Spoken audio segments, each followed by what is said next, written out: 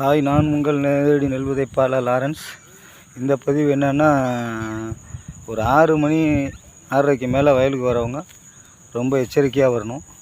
ஏன்னா கண்ணாடி விரியன் வந்து கரெக்டாக அந்த 6 to 6:30க்கு டயத்தில் தான் அது வெளியாகும். அது நைட்டில் மட்டும்தான் வெளியாகும், பகலில் வெளியாகாது. அது பகலில் அதுக்கு கூடுமான வரைக்கும் பார்வை தெரியாது.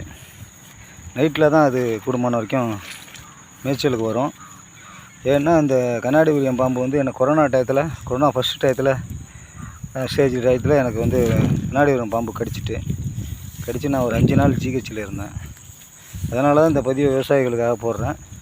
கண்டிப்பாக 6:30க்கு மேலே வயலுக்கு போகிறவங்க ரொம்ப எச்சரிக்கையாக போங்க. கையில் லைட்டு டார்ச் லைட் வச்சுங்க. நான் ஃபோன் லைட்டு தான் வச்சுருந்தேன், அலட்சியமாக இருந்தேன்.